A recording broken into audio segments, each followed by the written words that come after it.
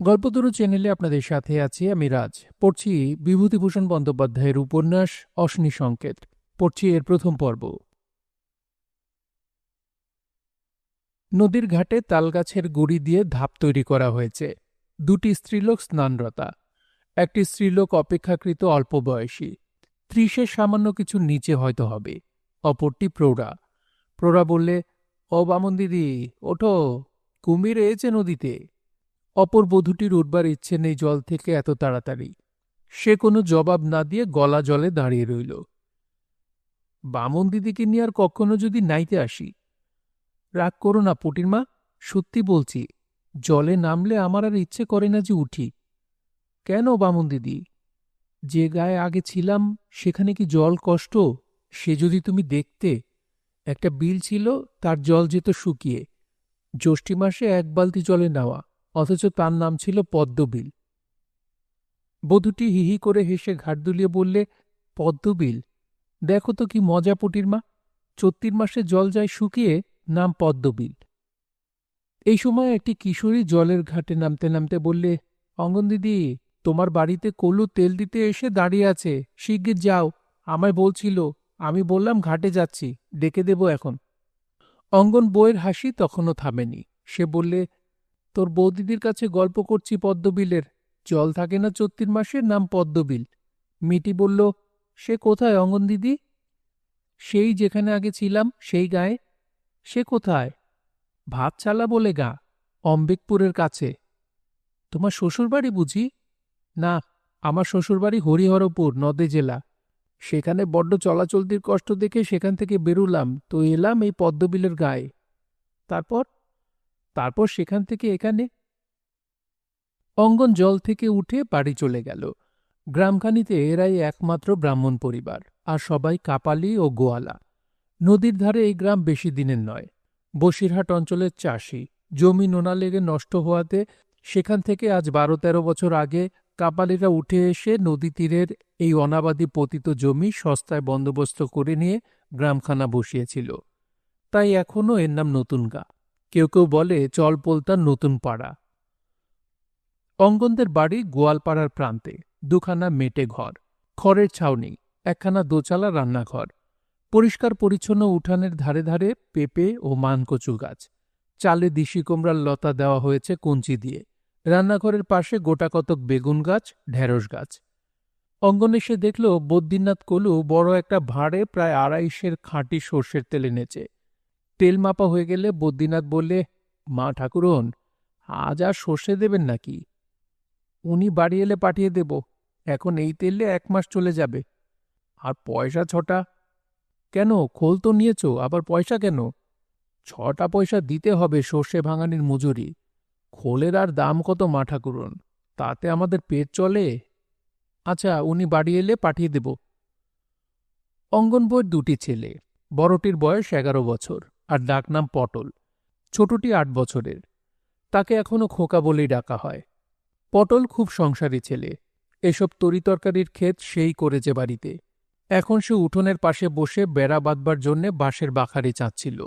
ওর মা বললে, পটলা, ওসব রাখ, এত বেলা হলো, দুধ দেয়নি কেন, দেখে আয় তো। পটলা বাখারি চাঁচতে চাঁচতেই বললে, আমি পারবো না। পারবি না তো কে যাবে?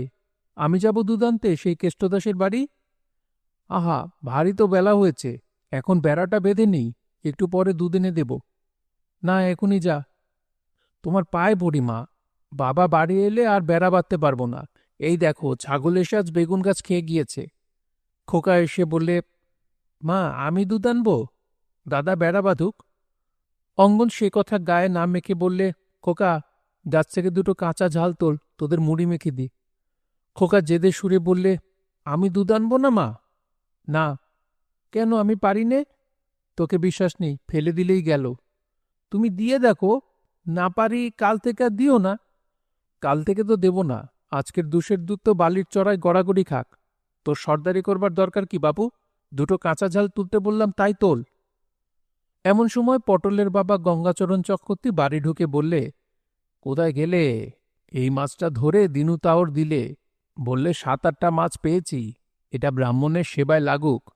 বেশ বড় মাছটা না? এই পটলা, পড়া গেল, শুনো গেল, এ কি হচ্ছে সকালবেলা? পটল মৃদু প্রতিবাদের নাকি সুরে বললে, সকালবেলা বুঝি? এখন তো দুপুর হয়ে এলো। ব্রাহ্মণের ছেলে বাঁশকঞ্চি নিয়ে থাকে না রাত দিন? ছাগল যে বেগুন গাছ খেয়ে যাচ্ছে। যাগ্গে খেয়ে উঠে আয় ওখান থেকে। ব্রাহ্মণের ছেলে হয়ে কি কাপালির ছেলের মতো দাকুড়াল হাতে থাকবে দিনরাত? অঙ্গন বলল, কেন ছেলেটার পেছনে এমন লাগছো গা? বেড়া বাচ্ছে বাঁধুক না, ছুটির দিন তো। গঙ্গাচরণ চক্রবর্তী বললে, না, ওসব শিখে ভালো না। ব্রাহ্মণের ছেলে ওরকম কি ভালো? পটল নিতান্ত অনিচ্ছার সঙ্গে বেড়া বাঁধা রেখে উঠে এলো। অঙ্গন স্বামীকে বললে, অগো, একবার হরিহরের হাটে যাও না। কেন? একবার দেখে এসো নতুন গুড় উঠল কিনা। সে তুমি ভেবো না, আমার গুড় কিনতে হবে না, এখান থেকে পাওয়া যাবে, সবাই ভক্তি করে। বাইরে থেকে কে ডাকলে? চক্রবর্তী মশাই বাড়ি আছেন? গঙ্গাচরণ বললে, কে? রামলাল, দাঁড়াও। আগন্তুক ম্যালেরিয়া রোগী, তার চেহারা দেখে বোঝা যায়। গঙ্গাচরণ বাড়ির বাইরে আসতেই সে নিজের ডান হাতখানা বাড়িয়ে দিয়ে বললে, একবার হাতখানা দেখুন তো। গঙ্গাচরণ ধীরভাবে বললে, অমন করে হাত দেখে না, বসো, ঠান্ডা হও। হেঁটে এসেছ, নারী চঞ্চল হবে যে। বাবু, এ কোদাল কোপানো নয়, এসব ডাক্তার বুদ্ধির কাজ বড্ড ঠান্ডা মাথায় করতে হয়। কাল কেমন ছিলে? রাত্রিরে জ্বর জ্বর ভাব, শরীর যেন ভারী পাথর। কি খেয়েছিলে? দুটো ভাত খেয়েছিলাম চক্রবর্তী মশাই। আর কি খাবো বলুন, তা ভাত মুখে ভালো লাগলো না। যা ভেবেছি তাই। ভাত খেলে কি বলে, জ্বর সারবে কি করে? আর খাবো না। সে তো বুঝলাম, যা খেয়ে ফেলেছ তার ঠেলা এখন সামলাবে কে? বসো, দুটো বড়ি নিয়ে যাও। শিউলি পাতার রস আর মধু দিয়ে খেও, দেখো কেমন থাকো। ওষুধ নিয়ে রামলাল চলে যাচ্ছিল। গঙ্গাচরণ ডেকে বললে, ওহে রামলাল, ভালো কথা, এবার নতুন সর্ষে হয়েছে খেতে, 2 কাঠা পাঠিয়ে দিও তো। আমি বাজারের তেল খাই না বাবু, সর্ষে দিয়ে কুলুবাড়ি থেকে ভাঙিয়ে নিই। যে আগে, আমার ছেলে ওবেলা দিয়ে যাবে এখন। তেমন সর্ষে এবার হয়নি চক্রবর্তী মশাই, বৃষ্টি হওয়াতে সর্ষে গাছে পোকা ধরে গেল কার্তিক মাসে। রামলালকে বিদায় দিয়ে গঙ্গাচরণ সগর্বে স্ত্রীর কাছে বলল, দেখলে তো, যাকে যা বলবো, না বলুক দিকি কেউ, সে জো নেই কারো। স্বামী গর্বে অঙ্গন বউয়ের মুখ উজ্জ্বল হয়ে উঠল। সে আদরের সুরে বললে, এখন নিয়ে নাও দিকি, বেলা তেতপ্পরে হয়েছে। সেই কখন বেরিয়েছ, দুটো ছোলা গুড় মুখে দিয়ে নাও, এখনই তো তোমার ছাত্তরের দল আসতে শুরু করবে। তেল দি। নদীতে স্নান সেরে এসে জল খাবার অর্থাৎ ছোলা ভিজে ও 1 টুকরো আখের পাটালি খেতে খেতে গঙ্গাচরণের মুখ তৃপ্তিতে ভরে উঠল। অঙ্গন জিজ্ঞেস করলে, হ্যাঁ গা, পাঠশালা খোলার কথা কিছু হলো বিশেষ মশাইয়ের সঙ্গে? সব হয়ে যাবে, ওরা নিজেরা ঘর বেঁধে দেবেন বললেন। ছেলে হবে কিরকম? 2 গাঁয়ের ছেলেমেয়ে পাচ্ছি, তাছাড়া প্রাইভেট পড়ার ছাত্র তো আছেই হাতে। এদিকে লেখাপড়া জানার লোক কোথায় পাবে ওরা? সকলের এখন চেষ্টা দাঁড়িয়েছে যাতে আমি থাকি। সে তো ভালোই, উড়ে উড়ে বেরিয়ে কি করবে, এখানেই থাকা যাক।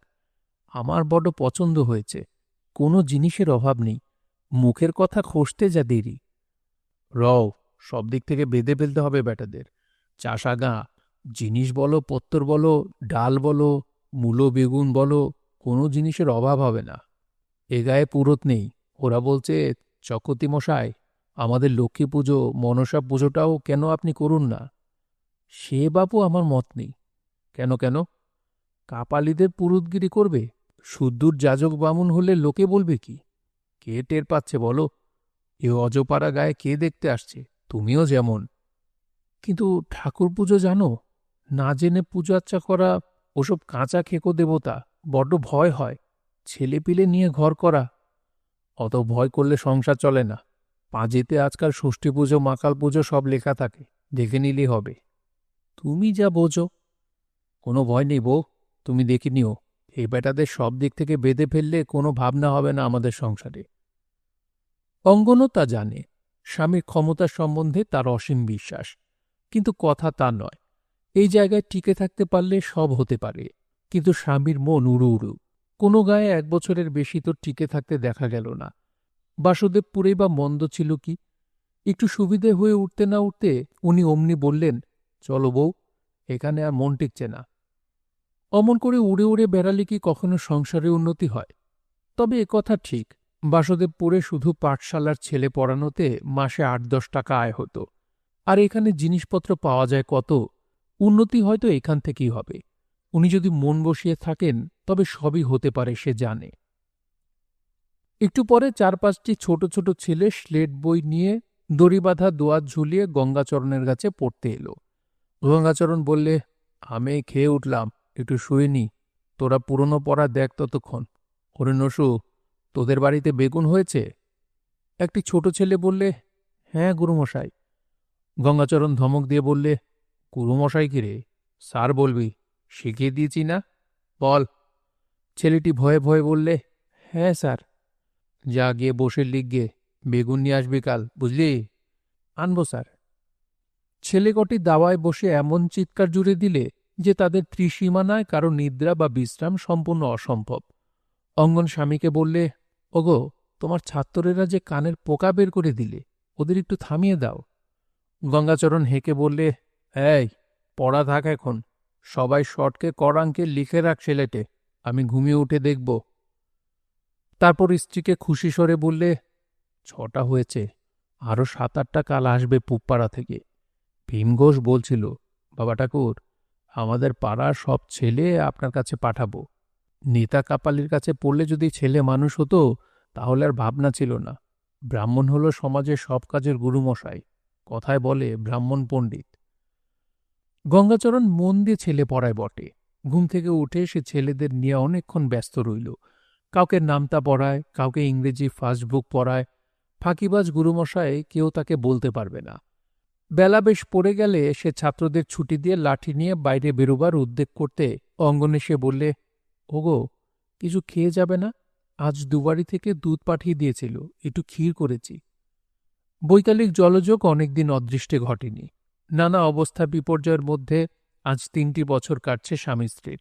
সুতরাং স্ত্রীর কথা গঙ্গাচরণের কানে একটু নতুন শোনাল। স্ত্রীকে বললে, ছেলেদের দিয়েছ? সে ভাবনা তো তোমার করতে হবে না, তুমি খেয়ে নাও। খেতে খেতে পরম তৃপ্তির সঙ্গে সে স্ত্রীকে বললে, এখানে আছি ভালোই, কি বলো? অঙ্গন বইয়ের মুখে সমর্থনসূচক মৃদু হাসি দেখা দিল। সে কোনো উত্তর করল না। লক্ষ্মীর কৃপা যদি হয়, মুখে তা নিয়ে বড়াই করতে নেই, তাতে লক্ষ্মী রাগ করেন। গঙ্গাচরণ খানিকটা ক্ষীরশুদ্ধ বাটিটা স্ত্রীর হাতে দিয়ে বললে, এই নাও। ও কি, না না, সবটা খেয়ে ফেলো। তুমি এটুকু। আমার জন্য আছে গো, আছে, সে ভাবনা তোমার করতে হবে না। তা হোক, আর খাবো না, এবার বিশেষ মশাইয়ের বাড়ি যাই, পাকাপাকি করে আসি। বেশি দেরি করো না, এখানে নাকি বুনো শুয়োর বেরোয় সন্ধ্যের পর, আমার বড্ড ভয় করে বাপু। গঙ্গাচরণ ছায়া ভরা বিকেলে মাঠের রাস্তা বেয়ে গন্তব্যস্থানে যেতে যেতে কল্পনা চক্ষে তার ভবিষ্যৎ গৃহস্থলীর ছবি আঁকছিল। বেশ লাগে ভাবতে। এইসব মাঠে ভালো চাষের জমি পাওয়া যায়।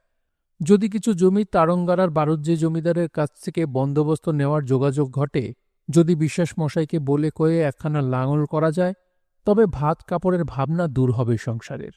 অনেকদিন থেকে সে জিনিসের ভাবনাটা চলে আসছে। হয়তো ভগবান ঠিক জায়গাতেই নিয়ে এসে ফেলেছেন এতদিনে। বিশ্বাস মশাইও যথেষ্ট আগ্রহ দেখালেন গঙ্গাচরণকে এ গ্রামে বসাবার জন্যে। বললেন, আপনারা আমাদের মাথার মণি, আমি আপনাকে সব বন্দোবস্ত করে দিচ্ছি। একটা পাঠশালার বন্দোবস্ত আপনি করে দিন, সব হয়ে যাবে। আপাতত যাতে আপনার চলে তার ব্যবস্থা করতে হবে তো। বাড়িতে খেতে কজন? আমার স্ত্রীও 2টি ছেলে। বিশ্বাস মশাই মনে মনে হিসেব করে বললেন, বরুণ মাসে 10 আঁড়ি ধান, 15 কাঠা চাল হলে আপনার মাস চলে যাবে, কি বলেন? হ্যাঁ, তাই ধরুন। আর সংসারের ডাল ডুল তেল নুন ও হয়ে যাবে। ফুরুতগিরিটাও ধরুন। সে তো ঠিক করেই রেখেছি। সংস্কৃত জিনিসটা কষ্ট করে শিখতে হয়েছে, ও বড় শক্ত জিনিস, সকলের মুখ দিয়ে কি বেরোয়? ও শুনুন তবে, ধায়ানিং দং রজত গিরিনিভং চারুচন্দ্রা বতংসং ইয়ে পরশু মৃগবরা ভীতিহস্ত ইয়ে রত্নকল্প জলাং। বাহ বাহ, এটা কি বলুন তো? কি করে জানবো বলুন? আমরা হচ্ছি চাষিবাসী গেরস্থ। আঙ্ক আস্ক পর্যন্ত আমাদের বিদ্যে। আর শিশুবোধক পড়েছেন? শিশুবোধক, পাখি সব করে রব, রাত্রি পোহাইল, কাননে কুসুম কলি সকলি ফুটিল। দেখুন, কতদিন আগে পড়েছি, ভুলিনি, সব মনে আছে। গঙ্গাচরণ উৎসাহের সঙ্গে ঘাড় নেড়ে বললে, বেশ বেশ। বিশ্বাসমশাই হৃষ্ট মনে বললেন, বাবা মরে গেলেন অল্প বয়সে, সংসারে দুটি নাবালক ভাই। জমি জমা যা ছিল এক জ্ঞাতি খুঁড়ো নিজের বলে লিখিয়ে নিলে জরিপের সময়। সে কোথায়? চিত্রাঙ্গপুর, ডাবতলির কাছে। ডাবতলির গরুর হাট ওদিকের নাম করা, অত বড় গরুর হাট এ জেলায় নেই। সেখান থেকে বুঝি এখানে এলেন? হ্যাঁ, দেখলাম ও গায়ে আর সুবিধে হবে না। মনে মনে বললাম, মন, প্রত্যেক ভিটের মায়া ছাড়, এখানে কি না খেয়ে মরব? আমি আর বিষ্টুষা। বিষ্টুষা আমার ছেলেবেলার বন্ধু, আমার সঙ্গে গা ছেড়ে যেতে রাজি হল। তখন খুঁজতে বেরিয়ে পড়লাম দুজনে। ও বলে ওখানে জমি সস্তা, ও বলে ওখানে জমি সস্তা। কিন্তু মশাই, জমি পাওয়াই যায় না। সস্তা তো কোথাও দেখলাম না, 50 টাকার কমে কোথাও জমি নেই। ধানের জমি। বিশ্বাস মশাইয়ের অন্দরমহলে এই সময় শাঁকে ফু পড়ল। গঙ্গাচরণ ব্যস্ত সমস্ত হয়ে উঠে বললে, ও, সন্ধে হয়ে গেল, আমি এবার যাই। আমার সন্ধে আহ্নিক করতে হবে কি না? আসল কথা, স্ত্রীর বুনো শুয়োর সংক্রান্ত সতর্কবাণী তার মনে পড়েছে। নতুন গায়ের আশেপাশে এখনো যথেষ্ট বন জঙ্গল, অন্ধকারে চলাফেরা না করাই ভালো, সাবধানের মান নেই। বিশ্বাসমশাই বললেন, তা বিলক্ষণ। এখানে আমার এই বাইরের ঘরেই সন্ধ্যানেকের জায়গা করে দিই। গঙ্গাজল আছে বাড়িতে। আমরা যেতে কাপালি বটে, কিন্তু আমাদের বাড়ির মেয়েরা স্নান না করে মুখে জলটুকু দেয় না। সব মাজা খসা পরিষ্কার পরিচ্ছন্ন। ব্রাহ্মণের সন্ধে আহ্নিক হলো এ বাড়িতে, বাড়ি আমার পবিত্র হয়ে যাবে। তারপর একটু জল মুখে দিন। না না, সেসবে এখন আর দরকার নেই। যখন এখানে আছি তখন সবই হবে। উঠি এখন। গঙ্গাচরণ খুব ব্যস্ত হয়ে উঠল। বিশ্বাসমশাই বললেন, আমার গল্পটা শুনে যান, তারপর তো। আচ্ছা, ও আরেকদিন শুনব। এখন সন্ধ্যা আহ্নিকের সময় হয়ে গেলে আমার আর কোনো দিকে মন থাকে না। ব্রাহ্মণের ছেলে, সংস্কৃত পড়েছি, নিত্যকর্মগুলো তো ছাড়তে পারব না। গঙ্গাচরণের কণ্ঠস্বর ভক্তিতে গদগদ হয়ে উঠল। গঙ্গাচরণের পাঠশালা বেশ জমে উঠেছে। আজ সকালে 7-8টি নতুন ছাত্র দড়িবাঁধা মাটির দোয়াত হাতে ঝুলিয়ে এসে উপস্থিত। গঙ্গাচরণ তাদের নিয়ে বেলা দুপুর পর্যন্ত ব্যস্ত রইল। ছাত্রদের মধ্যে সকলেই স্থূলবুদ্ধি। এদের বাপ ঠাকুরদাদা কখনো নিজের নাম লিখতে শেখেনি। জমি চষে কলা বেগুন করে জীবিকা নির্বাহ করে এসেছে। লেখাপড়া শেখাটা এদের বংশে একেবারে অভিনব পদার্থ। গঙ্গাচরণ বললে, সকাল থেকে চেষ্টা করে কয়েক আঁকুড়ি দিতে শিখলি নে, তা শিখবি কোথা থেকে? এখন ওসব আঙুল সোজা হতে 6 মাস কেটে যাবে। লাঙলের মুঠি ধরে ধরে আড়ষ্ট হয়ে আছে যে। এই ভূতো, যা একটু তামাক সেজে নিয়ে আয় দেখি। রান্না করে তোর কাকিমার কাছ থেকে আগুন নিয়ে আয়। দুটি ছাত্র ছুটল তখনই আগুন আনতে। গঙ্গাচরণ হেঁকে বললে, এই, যাবার দরকার কি তোমার? ভূতো একাই পারবে। অন্য একটি ছেলের দিকে চেয়ে বললে, তোর বাবা বাড়ি আছে? ছেলেটি বললে, হ্যাঁ স্যার। কাল যেন আমায় এসে কামিয়ে যায় বলে দিস। স্যার, বাবা কাল ভিনগাঁয়ে কামাতে গিয়েছে, এলে বলে দিস এখানে যেন আসে। অঙ্গন বউ ডেকে পাঠালে বাড়ির মধ্যে থেকে। গঙ্গাচরণ গিয়ে বললে, ডাকছিলে কেন? অঙ্গন বললে, শুধু ছেলেদের নিয়ে বসে থাকলে চলবে? কাঠ পুড়েছে, তার ব্যবস্থা দেখো। গঙ্গাচরণ আশ্চর্য হবার সুরে বললে, সে কি, এই সেদিন কাঠ কাটিয়ে দিলাম 1 গাড়ি, সব পুড়িয়ে ফেললেন মধ্যে। অঙ্গন রাগ করে বললে, কাঠ কি খাবার জিনিস যে খেয়ে ফেলেছি? রোজ 1 হাঁড়ি ধান সেদ্ধ হবে, চিড়েকোটা হলো 10-12 কাঠা, এতে কাঠ খরচ হয় না? অঙ্গন কথাটা একটু গর্ব আনন্দে সুরেই বলল, কারণ সে যে দরিদ্র ঘর থেকে এসেছে, সেখানে একদিনে এত ধানের চিড়েকোটা রূপ সচ্ছলতা স্বপ্নের বিষয় ছিল।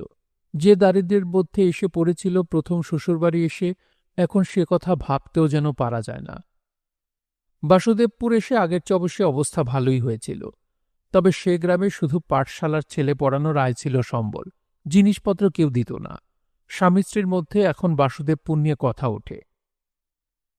সেদিন দুপুরের পর আহার আনতে গঙ্গাচরণ একটু বিশ্রাম করছিল। অঙ্গন এসে বললে, বাসুদেবপুর আবার যাবার ইচ্ছে আছে? গঙ্গাচরণ বিস্ময়ের সঙ্গে বললে, কেন বলো দেখি? না, তাই বলছি, সেখানকার ঘরখানা তো এখনো রেখেই দিয়েছ, বিক্রি করিতে এলে না? তখন কি জানি এখানে বেশ জমি উঠবে। ভাতশালার জন্যে কিন্তু মন কেমন করে। সেখানকার পদ্মবিলের কথা মনে আছে? পদ্মবিল তো ভালোই ছিল, বেশ জল। চৈত্র মাসে জল থাকতো না বটে, কিন্তু না থাকুক বাপু, গাঁখানার লোকগুলো ছিল বড্ড ভালো। 3 দিকের মাঠ, একদিকে অত বড় বিল, সুন্দর দেখতে ছিল। তুমি তো বলছিলে পদ্মবিলের ধারে ঘর বাঁধবে। ভেবেছিলাম নতুন খড় উঠলেই পদ্মবিলের ধারে ঘর তৈরি করব। লোকজনকে বলেও রেখেছিলাম, সস্তায় খড় দিত। অঙ্গন আপন মনে হিসেব করবার ভঙ্গিতে বললে, আঙুল গুনে গুনে, হরিহরপুরে বিয়ে হলো, সেখান থেকে ভাতছালা, তারপর বাসুদেবপুর, তারপর এখানে। অনেক দেশ বেড়ানো হলো আমাদের, কি বলো? গঙ্গাচরণ গর্বের সুরে বললে, বলি, হরিহরপুর গায়ের কজন এত দেশ দেখে বেরিয়েছে? অঙ্গন বললে, শুধু দেখে বেড়ানো কি বলো গো, বাসও করা হয়েছে। নিশ্চয়ই, কিন্তু একটা কথা বাপু। কি? এ গা ছাড়া অন্য কোথাও আর যেও না। যতদিন চলতে সুবিধে থাকে থাকবো বই কি। এখন তো বেশি হচ্ছে। বিশ্বাস মশাই এ গায়ের মোড়ল, সে যখন ভরসা দিয়েছে। আর তা তো বুঝলাম, কিন্তু তোমার মন যে টেকে না কোথাও বেশি দিন। হাতে পয়সা এলে মন টিকবে, তাছাড়া দিব্যি নদী। আমার কিন্তু ইচ্ছে করে একবার ভাতছালা দেখতে। তা একবার গেলেই হয়। গরুর গাড়িতে একদিনের রাস্তা। বিশেষ মশাইয়ের কাছে বললেই গরুর গাড়ি দিতে পারে।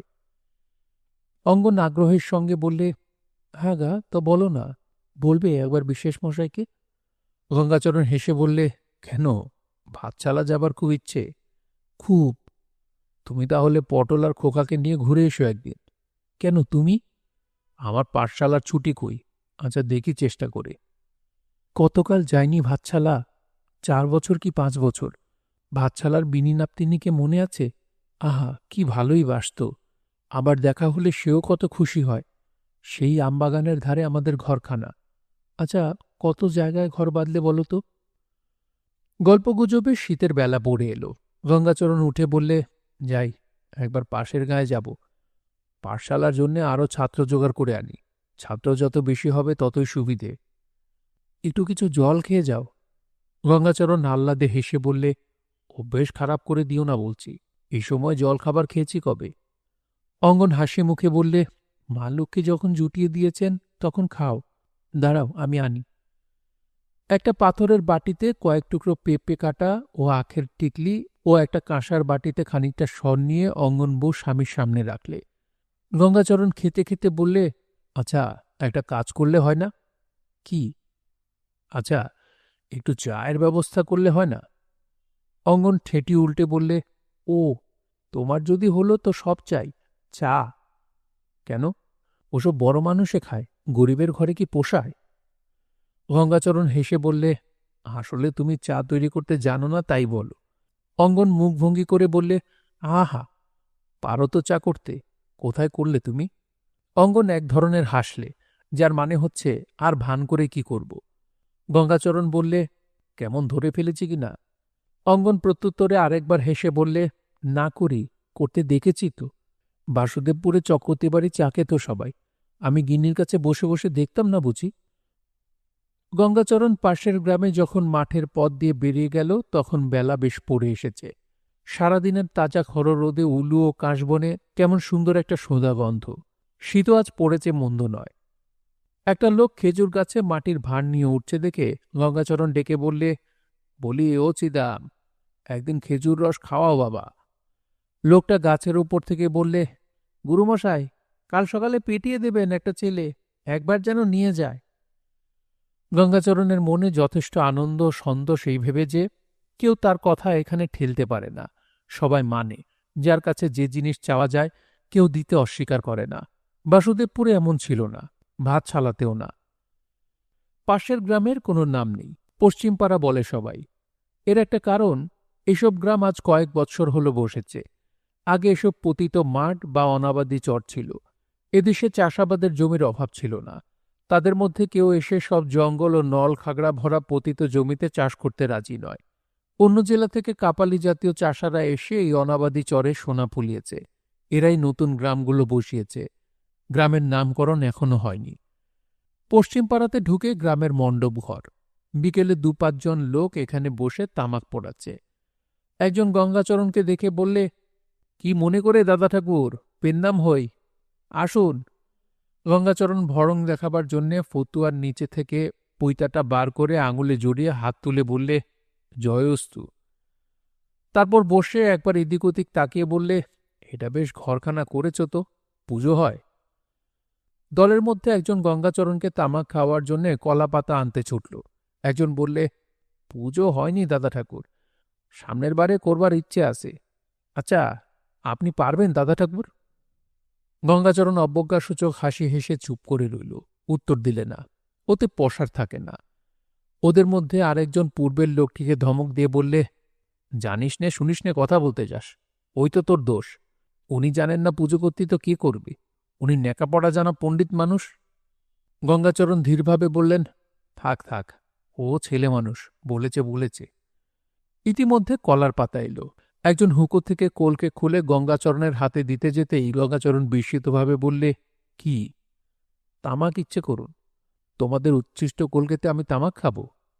দলের যে লোকটি কোলকে এগিয়ে হাতে দিতে গিয়েছিল সে দুস্তর মতো অপ্রতিভ হল। তখন ওদের মধ্যে সেই বিজ্ঞ লোকটি আবার ধমক দিয়ে বললে, এ কি পাঁচু ঠাকুরকে পেয়েছিস তোরা? কাকে কি বলিস তার ঠিক নেই। দাঁড়ান দাদা ঠাকুর, আমার বাড়িতে নতুন কলকে আড়াই টাঙানো আছে, নিয়ে আসি। গঙ্গাচরণ গম্ভীরভাবে বললে, হাত ধুয়ে এনো। উপস্থিত লোকগুলি ভক্তিতে গদগদ হয়ে পড়ল। হাত ধুয়ে নতুন কলকেতে তামাক সাজতে হয় যার জন্যে, এমন ব্রাহ্মণ সত্যি কথা বলতে গেলে তারা কখনো দেখেনি। নতুন কলকে আনিত হল, নতুন কলা পাতাও। গঙ্গাচরণের হাতে ভক্তিভাবে টাটকা সাজা তামাক এগিয়ে দেওয়া হল। গঙ্গাচরণ বললে, কথাবার্তা বলতে হয় বুঝে শুনে বাপু। আমি পুজো করতে জানি না জানি তোমরা যে জিজ্ঞেস করলে, তোমরা এর কিছু বুঝবে? বিজ্ঞ লোকটি তাচ্ছিল্যের সুরে বললে, হুঁ, একদম অজ্ঞ মুখ্যু। এই কথা বলে নিজের বিজ্ঞতা প্রমাণ করে সে গঙ্গাচরণের দিকে চেয়ে বললে, বাদ দিন ওদের কথা, ওরা কাকে কি বলতে হয় জানে? গঙ্গাচরণ বললে, সেই কথা যাকগে, এখন তোমাদের এখানে আসার উদ্দেশ্য কি জানো? দলের অন্য লোকেরা কথা বলতে সাহস না করতে শুধু বিজ্ঞ লোকটি এর উত্তরে বললে, কি বলুন দাদা ঠাকুর? আমি একটা পাঠশালা খুলেছি নতুন গ্রামে, তোমাদের গ্রামের ছেলেগুলি সেখানে পাঠাতে হবে। বেশ কথা দাদা ঠাকুর, এ তো খুব ভালো, আমাদের ছেলেপিলেদের একটা হিললে হয় তাহলে। খুব ভালো, সেই জন্যে তো আমি এলাম তোমাদের কাছে, তুমি একবার সবাইকে বলো। লোকটি দলের দিকে চেয়ে বললে, শুনলে তো সবাই দাদা ঠাকুর যা বললেন, আপনি বসুন, আমি ওদের ডেকে নিয়ে একটু পরামর্শ করি। একটা কাঁটা লতায় সকলে মিলে জোট পাকিয়ে কি বলা বলি করলে। তারপর বিজ্ঞ লোকটি আবার ফিরে এসে গঙ্গাচরণের কাছে বসল। বললে, সব ঠিক হয়ে গেল দাদা ঠাকুর। কি? সবাই ছেলে পাঠিয়ে দেবে কাল থেকে। ওনারা আর একটা কথা বলেছেন। কি কথা? আমাদের এখানে যদি পাঠশালা খোলেন তবে কেমন হয়? দু জায়গায় হয় না, ও গ্রামে বাস করি, এ গ্রামে পাঠশালা, তাও হয় না। কত দিতে হবে আমাদের? একটা ঠিক করে দেন। আমার বাবু জোর জবরদস্তি নেই। বিদ্যাদানং মহাপুণ্যং, বিদ্যাদান করলে কোটি অশ্বমেধের ফল লাভ হয়। তবে আমার তো চলাচলতির ব্যবস্থা একটা চাই, এই বুঝে তোমরা যা দাও নিজেরাই ঠিক করো, আমার মুখে বলাটা ভালো হবে না। গঙ্গাচরণ অভিজ্ঞ ব্যক্তি, এভাবে অগ্রসর হলে ফল ভালো হয় সে জানে। কাজেই বাড়িতে ফিরে অঙ্গন যখন বললে, তা ওদের ওপর ফেলে দিলে কেন? তোমার নিজের বলা উচিত ছিল। তখন গঙ্গাচরণ হেসে বললে, আরে না জেনে কি আর আমি তাঁর ঘাটতে গিয়েছি? আমি নিজের মুখে হয়তো বলতাম 4 আনা, ওরা দেবে 8 আনা, দেখে নিও তুমি। পরদিন সকালে খোদ বিশ্বাস মশাইকে নিজের বাড়িতে আসতে দেখে গঙ্গাচরণ বিস্মিত হল। ছেলেকে ডেকে বললে, পটলা, ডেকশোটা নিয়ে আয় চট করে। ডেকশো মানে একটা কেরোসিন কাঠের পুরনো প্যাক বাক্স। এর নাম ডেকশো কেন হয়েছে তার ঐতিহাসিকতা নির্ণয় করা দুষ্কর। বিশ্বাস মশাই বললেন, থাক থাক, আমার জন্যে কেন? সে কি হয়, বসুন বসুন। তারপর কি মনে করে সকালবেলা? একটা কথা ছিল, আমার বাড়িতে কাল আপনি সংস্কৃতে বলেছেন, বাড়ির মেয়েরা সব শুনেছে। আমার একটা গায়ে গরুর আজ মাস অবধি হল দড়ি গলায় আটকে অপমৃত্যু ঘটেছে। সবারই মন সেজন্যে খারাপ। আমার নাতির অসুখ সেই থেকে সারছে না, জ্বর আর সর্দি লেগেই আছে, বুঝলেন? গঙ্গাচরণ গম্ভীর ও চিন্তাকুলভাবে ঘাড় নাড়তে লাগল। ভাবটা এরকম যে ও তো না হয়ে যায় না। বিশ্বাস মশাই বললেন, এখন কি করা যায়? কাল রাত্রিরে আমার পরিবার বললে ওনার কাছে যাও, উনি পণ্ডিত লোক, একটা হিললে হবে। গঙ্গাচরণ পূর্ববৎ চিন্তাকুল, সংক্ষেপে শুধু বললে, হুম। ওর হাবভাব দেখে বিশ্বাস মশাই ভয় পেয়ে গেলেন। খুব গুরুতর কিছু ঘটবার সূত্রপাত নাকি তার সংসারে? শাস্ত্র জানা ব্রাহ্মণ, কি বুঝেছে কি জানি। আর কিছু বলতে তার সাহস জোগাল না। গঙ্গাচরণ কিছুক্ষণ চুপ করে থেকে বললে, কিছু খরচ করতে হবে, বিপদে ফেলেছে। বিশ্বাস মশাই উদ্বেগের সুরে বললেন, কিরকম কিরকম? গোবধ মহাপাপ, এত বড় মহাপাপ যে।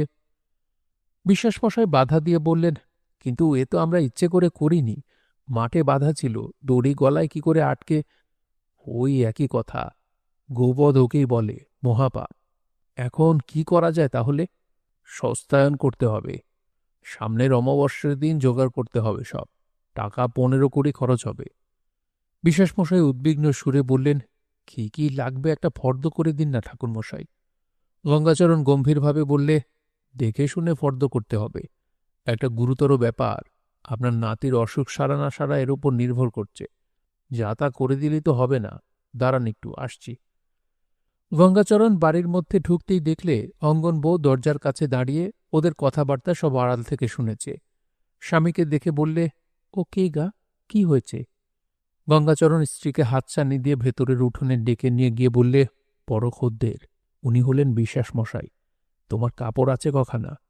আমার? আহ, তাড়াতাড়ি বলো না, তোমার না তো কি আমার? আমার 8 পরে শাড়ি আছে 2খানা, আর 1খানা 3খানা। তোরঙ্গের মধ্যে তোলা ভালো শাড়ি আছে 2খানা। কি নিবে বলো, ভালো শাড়ি না 8 পরে? ভালো শাড়ি 1খানা হলে বড্ড ভালো হয়, কস্তা পেরে। এইরকম জলচুরি দেওয়া। বাসুদেবপুরে চকরতিগিন্নির পরনে দেখে সে পর্যন্ত বড্ড মনটার ইচ্ছে। হ্যাঁ গা, কে দেবে গা? আহ, একটু আস্তে কথা বলতে পারো না ছাই? দাঁড়িয়ে রয়েছে বাইরে। শোনো, গাওয়া ঘি আছে ঘরে? অঙ্গন ঠোঁট উল্টে তাচ্ছিল্যে সুরে বললে, গাওয়া ঘি? বলে ভাত পাই না, মুরকি জলপান। গঙ্গাচরণ বাইরে এসে বললে, এই যে বিশ্বাস মশাই, বসিয়ে রাখলাম, কিন্তু এসব কাজ ভেবেচিন্তে করে দিতে হয়। শুনে নিন, ভালো লাল পাড় শাড়ি 1খানা, গাওয়া ঘি আছের, ওটা 3 পোয়াই ধরুন, চিনি 5 পোয়া, পাকা কলা 1 ছড়া, সন্দেশ 5 পোয়া, গামছা 2খানা, পেতলের থালা 1খানা, ঘটি একটা, ধুনো 1 পোয়া। ও ভুলে গিয়েছি, মধুপর্কের বাটি একটা, আসন একটা। বিশ্বাসমশাই মন দিয়ে ফর্দ শুনে বললেন, সব নতুন দেব, কিন্তু থালা ঘটি কি নতুনই দিতে হবে? আপনার বাড়ি থেকে না হয় দিন, কিছু দাম ধরে দিলে হয় না? তা হয়, তবে খুঁত না রাখাই ভালো। আপনি নতুনই দেবেন। দিন ঠিক করে দিন। সামনের অমাবস্যায় হবে, ও আর দিন ঠিক কি, বলেছি তো, দক্ষিণে লাগবে 2 টাকা। বিশ্বাসমশাই অনুরোধের সুরে বললেন, টাকা খরচের জন্য আপত্তি নেই, যাতে নাতিটি আমার ঠাকুরমশাই যাতে সেরে উঠে। প্রায় কাঁদো কাঁদো হয়ে উঠলেন উনি। গঙ্গাচরণ আশ্বাসের ভঙ্গিতে বললে, গোবধ, বলে কত কত শক্ত কাণ্ডের জন্য শান্তি সস্তায়ন করে এলাম, কোনো ভয় নেই, যান আপনি। অঙ্গন স্বামীর কৃতিত্বে খুশি না হয়ে পারল না। যেদিন গঙ্গাচরণ বিশ্বাসমশাইয়ের বাড়ি থেকে একরাশি জিনিসপত্র বহন করে বাড়ি নিয়ে এলো, একগাল হেসে বললে, দেখি শাড়িখানা, বাহ, চমৎকার কস্তা পেড়ে। গাওয়া ঘি কতটা? তা আছে পাকি 3 পোয়া, বাড়ির তৈরি খাঁটি ঘি। এবার একবার ভাত ছালা বেরিয়ে আসি, কি বলো? বিশ্বাসমশাইকে বলেও এসেছি, গরুর গাড়ি দেবে বলেছে। তুমি যাবে না? আমার কি সময় আছে যে যাব? ছেলে পড়াতে হবে না? তুমি যাও ছেলেদের নিয়ে। এই সময় টাকাও পেয়েছি 2টো, একটা থাক, একটা খরচ করে এসো। কিন্তু যাই যাই করে শীত কেটে গিয়ে ফাল্গুন মাস পড়ে গেল। তখন অঙ্গন একদিন বিশ্বাস মশাইয়ের গরুর গাড়িতে ছেলেদের নিয়ে ভাতছালা রওনা হল। 2 ক্রোশ পথ গিয়ে কাটালিয়া নদী পার হতে হল জোড়া খেয়া নৌকোতে, গরুর গাড়ি শুদ্ধ। অঙ্গন বইয়ের বেশ মজা লাগলো এমনভাবে নদী পার হতে। ওপারে উঁচু ডাঙায় নদী তীরে প্রথম বসন্তে বিস্তর ঘেটু ফুল ফুটে আছে। বাতাসে ভুরু ভুরু করছে আমের বৌলের মিষ্ট সুবাস। আঁকাবাঁকা শিমুল গাছে রাঙা ফুল ফুটে আছে। অঙ্গন ছেলেদের বললে, এখানে এই ছায়ায় বসে 2টো মুড়ি খেয়ে নে, কখন ভাতছালা পৌঁছবি তার ঠিক নেই। বড় ছেলেটা বললে, ওহ, কি আমের বোল হয়েছে দেখো সব গাছে, এবার বড্ড আম হবে না মা? খেয়ে নে মুড়ি, আমের বোল দেখবার সময় নেই এখন। ছেলে দুটি ছুটোছুটি করে বেড়াতে লাগলো নদীর পাড়ে গাছপালার ছায়ায় ফড়িং ধরবার জন্যে। অঙ্গন ওদের বকে ঝোঁকে আবার গাড়িতে ওঠালে। নিস্তব্ধ ফাল্গুন দুপুরের মেঠো পথে আমবন, জাম, বট, বাঁশ, শিমুল গাছের ছায়ায় ছায়ায় গরুর গাড়ির ছইয়ের মধ্যে বসিয়ে অঙ্গন বইয়ের ঝিমুনি ধরল। বড় ছেলে বললে, মা, তুমি ঢুলে পড়ে যাচ্ছ যে, উঠে বসো। অঙ্গন অপ্রতিভ হয়ে বললে, চোখে একটু জল দিলে হতো, ঘুম আসছে। ভাতশালা পৌঁছতে বেলা পড়ে গেল। গাড়োয়ান বললে, তবুও সকালে সকালে এসে গেলাম মাঠাক্রণ। নকশ রাস্তা আমাদের গা থেকে। গরু দুটোর সুধার বয়স, তাই আসতে পারলে। ভাতশালাতে অঙ্গন বইয়ের ঘর ছিল গ্রামের বাগদিপাড়া থেকে অল্প দূরে, খুব বড় একটা বিলের কাছে। একখানা খড়ের ঘর, সঙ্গে ছোট একখানা রান্নাঘর। অনেকদিন কেউ না থাকাতে চালার খড় কিছু কিছু উঠে পড়েছে। মাটির দাওয়াতে ছাগল গরু উঠে খুঁড়ে ফেলেছে। উঠোনের চারিধারে বাঁশের বেড়া দেওয়া ছিল, ফাঁকে ফাঁকে রাংচিতার গাছ। বেড়া শুকনো বাঁশ লোকে ভেঙে নিয়েছে অনেক। মতিবাগদিনী ছুটে এলো ওদের গরুর গাড়ি দেখে। মহা খুশির সঙ্গে বললে, বামন দিদি আলেন নাকি? ওমা, আমাদের কি ভাগ্যি! অঙ্গনবউ বললে, আয় আয় ওমতি, ভালো আছিস? দাঁড়ান, আগে একটু গড় করিনি, পায়ের ধুলো দেন একটু। খোকারা বেশ বড় হয়েছে দেখছি। বাহ, ভালো ছিলি? আপনাদের চিচরণের আশীর্বাদে। এখন আছেন কোথায়? ওই নতুন গা, কাপালিপাড়ায়, নখস রাস্তা এখান থেকে। এখানে এখন থাকবেন তো?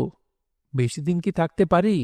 সেখানে উনি স্কুল খুলেছেন মস্ত বড়, একঘর ছাত্তর। দুদিন থাকবো, তাই তাকে রেঁধে খেতে হবে। খাওয়া দাওয়া জোগাড় করব? আমাদের সঙ্গে চাল ডাল আছে পুটুলিতে। তুই দুটো শুকনো কাঠ কুড়িয়ে দে, যা। পদ্মবিলের থেকে কিছু দূরে মুচিপাড়া, প্রায় ১০০ ঘর মুচির বাস। পদ্মবিলে মাছ ধরে আশেপাশের গ্রামে বেচে এরা জীবিকা নির্বাহ করে। পোয়াটাক পথ দূরে গ্রামের অন্য অন্য জাত বাস করে। ব্রাহ্মণের বাস এ গ্রামেও নেই। এর একটা প্রধান কারণ, গঙ্গাচরণ এমন গ্রামে বাস করেনি যেখানে ব্রাহ্মণের বাস আছে, কারণ সে গ্রামে তার পোষার থাকবে না। তার বদলে অন্য ব্রাহ্মণ যেখানে ডাকবার সুবিধে আছে, এমন গ্রামে সে ঘর বাঁধতে যাবে কি জন্যে? তাতে আদর হয় না। অঙ্গন বইয়ের আগমনের সংবাদে গোয়ালপাড়া থেকে বৌঝিয়েরা দেখা করতে এলো। কেউ নিয়ে এলো ১ ঘটিতে সেরখানেক দুধ, কেউ নিয়ে এলো খানিকটা খেজুর গুড়ের পাটালি, কেউ ১ ছড়া পাকা মর্তমান কলা। অনেক রাত পর্যন্ত ঝি বউয়েরা দাওয়ায় বসে গল্প করলে। সকলেই মহা খুশি অঙ্গন বউ আসাতে। সকলেই অনুরোধ জানালে এখানে কিছুদিন থাকতে, এখানে আবার উঠে এলে কেমন হয়। তারা সব সুবিধে করে দেবে বসবাসের, কোনো অভাব অভিযোগ থাকতে দেবে না। আসুন না বামুন দিদি, তাদের গায়ে আবার। ওরা নিজেরাই ঘরদোর ঝাড় দিয়ে পরিষ্কার করে দিলে, মাটির প্রদীপে তেল সলতে দিয়ে আলো জ্বেলে দিলে। মতিমুচিনি বললে, রাত্রিরে আমি এসে শোবো ঘরের দাওয়ায়, দুটো খেয়ে আসি। অঙ্গন বউ তাকে বাড়ি গিয়ে খেতে দিলে না। যা রান্না হয় এখানেই দুটো ডাল ভাত খেয়ে নিলেই হবে। গরুর গাড়ির গাড়োয়ানও তো খাবে। সন্ধ্যার পরে বেশ জ্যোৎস্না উঠল। একটু ঠান্ডা পড়েছে জোর দক্ষিণ বাতাসে। বৌঝিয়েরা একে একে চলে গেল। মতিমুচিনি কলার পাতা কেটে এনে বিলের ধারে ঘাসের উপর ভাত খেতে বসলে। গাড়োয়ান বললে, তার শরীর খারাপ হয়েছে, সে কিছু খাবে না রাত্রে। অঙ্গন মাদুর পেতে গল্প করতে বসল বিলের দিকের জ্যোৎস্না আলোকিত দাওয়ায়। শ্যামচরণ ঘোষের বিধবা মেয়ে একটা কেরোসিনের টেমি ধরিয়ে এসে হাজির হলো অনেক রাত্রে। সেও রাত্রে এখানে শোবে। অঙ্গন বউকে সেও বড় ভালোবাসে।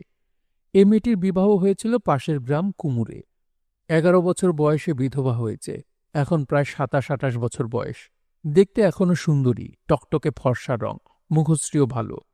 অঙ্গন হেসে বললে, আয় কালী, চাঁদনি রাতে আবার একটা টেমি কেন? কালী আঁচল দিয়ে টেমিটা বাঁচিয়ে আনছে পদ্মবিলের জোর দক্ষিণে হাওয়া থেকে। বলে, সেই জন্যে নয় দিদি, ও মুচিপাড়ায় বাঁশবাগান দিয়ে আসতে গা ছমছম করে এত রাত্রিরে। কেন রে, ভূতে তোর ঘাড় মটকাবে? কালী হেসে বললে, ওসব নাম করো না রাত্রিবেলা, তুমি ডাকাত মেয়ে মানুষ বাবা। দূর পোড়ামুখী, ব্রাহ্মণের আবার ভয় কি রে? ভূতে বামুন বৈষ্ণব মানে না বৌদি, সত্যি কথা বলছি। সেবার হলো কি? মতিমুচিনি ভয় পেয়ে বললে, বাদ দাও, ওসব গল্প এখন করে না। এই খেজুরের চটখানা পেতে শুয়ে পড়ো বামুন দিদির পাশে। অঙ্গন বইয়ের মনে আজ খুব আনন্দ। অনেকদিন পরে সে তার পুরনো ঘরে ফিরে এসেছে। আবার পুরনো সঙ্গিনীদের সঙ্গে দেখা হয়েছে।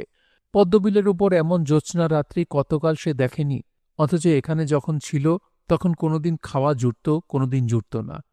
এই মতিমুচিনি কত পাকা আম কুড়িয়ে এনে দিয়েছে, লোকের গাছের পাকা কাঁঠাল চুরি করে পর্যন্ত এনে খাইয়েছে। এই কালী গোয়ালিনী বাড়ি থেকে ভাই বউকে লুকিয়ে নতুন ধানের চিড়ে এনে দিয়েছে। অঙ্গন বউ বিলের জলের দিকে চেয়ে অন্যমনস্কভাবে বললে, মনে আছে কালী, সেই একদিন লক্ষ্মী পুজোর রাতের কথা? কালী মৃদু হেসে চুপ করে রইল। বামুনের মেয়েকে খাবার জোগাড় করে দিয়েছে একদিন, তাকে সে এখন মুখে বলবে? মনে নেই? ও কথা ছেড়ে দাও বৌদিদি, তুই সেদিন চিড়ে না আনলে উপোস দিতে হতো। আবার ও কথা, চি। অঙ্গন আঙুল দিয়ে দেখিয়ে বললে, ওই পশ্চিম বিলের ওখানটাতে একটা শোল মাছ ধরেছিলাম, মনে আছে মতি? মতি বললে, গামছা দিয়ে। ওমা, সেদিনের কথা যে, খুব মনে আছে। তুমি আর আমি নাইতে গিয়েছিলাম। মস্ত বড় মাছটা ছিল না রে? ভালো কথা মনে হলো। কাল মনে করে দিও দিকিনি, দেওর মাছ ধরবে কাল। একটা বান মাছ কাল খাওয়াবো বামন দিদিকে, বড্ড সোয়াদ বিলির মাছের। সে যেন তুই আমায় নতুন শেখাচ্ছিস মতি। কালী বলে উঠল, ওই শোনো মতির কথা, মুচি তার কত বুদ্ধি হবে। বৌদিদি যেন আর এই গায়ের মানুষ না, দুদিনের জন্য চলে গিয়েছে, তাই কি আবার ফিরে আসবে না বৌদি? কেন আসব না? আমার সাথ ছিল পদ্মবিলের একেবারে ধারে একখানা ঘর বাঁধব। তোমার এই ঘর তো বিলের ধারে বৌদি, কত দূর আর, ওই তো কাছেই। তা না রে, বিলের একেবারে ধারে ওই যে বাঁশঝাড়টা, ওরই পাশে ঘর বাঁধবার ইচ্ছে ছিল। বেশ ভালো হতো না? এখন বাঁধো, আমি বাঁশ খড় সব জুটিয়ে দেব বাবাকে বলে। শুনছিলেন বিভূতিভূষণ বন্দ্যোপাধ্যায়ের উপন্যাস অশনি সংকেত। পড়ছিলাম এর প্রথম পর্ব। উপন্যাসটি আপনাদের কাছে কেমন লাগছে অবশ্যই কমেন্ট করে জানাবেন। ভালো লাগলে একটি লাইক করবেন, চাইলে শেয়ার করতে পারেন। সবাই ভালো থাকবেন, সুস্থ থাকবেন এবং গল্পতরুর সঙ্গেই থাকবেন। ধন্যবাদ।